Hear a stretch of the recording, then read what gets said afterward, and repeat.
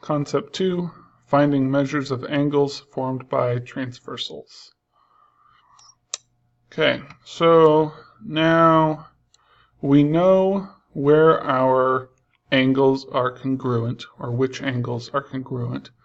All right, so if we are given a situation where we have two lines and we're told that they're parallel, and that's what this symbol means right here. It means that these two lines are parallel.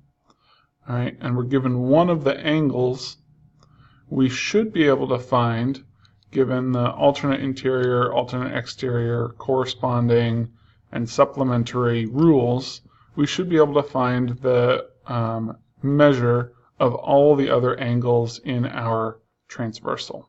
Okay.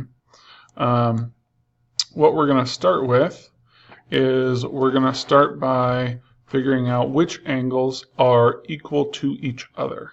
Okay, which angles are all, what are the congruent angles? Okay, and in this situation, if I start with corresponding, let's start with 1. Okay, so 1 is going to be corresponding to 5, right? So the ones that are equal, 1 is, and we kind of use this to mean congruent, right? So angle 1 is congruent to angle 5, and angle 5 is an alternate interior angle. Okay, if this is angle 5, that would be angle 3, so that means it is congruent to angle 3. And if we go back to angle 1, we can see that it is an alternate exterior with angle 7.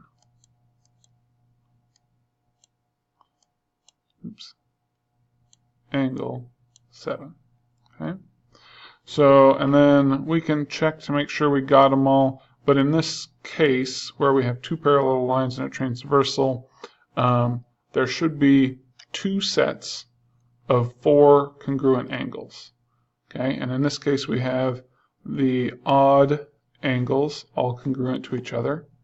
And then if we use these same rules and look at the even angles, so 2 is going to be corresponding to 6, and 6 is going to be an alternate interior angle with 4, and 2 is also going to be an alternate exterior angle with 8. So yeah, angle 2, angle 4, angle 6, and angle 8 are all congruent. So all my odd angles are congruent and all my even angles are congruent. Okay, now it's time to figure out what the measure of those angles is. Okay, and the fact that I've figured out that all my odds are congruent means that all of these are already going to be equal to 40 degrees. Okay, because that's what it tells me. That's what I'm given, is that this is 40. Okay, and now I'm going to use the idea of supplementary angles, and I'm going to choose 2, and I think I'm going to go with 3 and 2 here. So this is, my transversal is a straight line. So if I have 40 degrees, and then my 40 degrees plus my angle 2, 40 degrees plus angle 2 is equal to 180 degrees. I'm going to have subtract 40, angle 2 is going to be equal to 140 degrees. Okay?